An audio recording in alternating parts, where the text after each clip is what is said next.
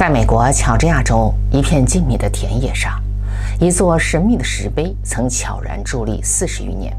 它没有鲜花，却好像承载着对未来的警告；它没有墓志，却似乎在为地球文明写下预言的遗嘱。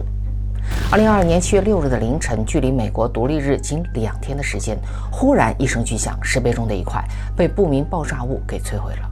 官方出于安全考虑，随后就将其完全拆除，但事件至今并未破解。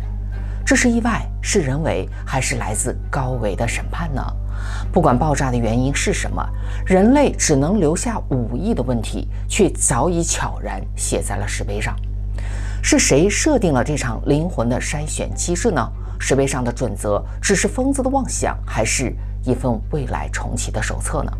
今天呢，我们将带你破解这场超越国家、超越维度的预言倒计时。你准备好了吗？如果你也感受到这场集体神性觉醒的召唤，请点赞、留言、订阅我们信不信由你频道吧，开启你的新地球通行证。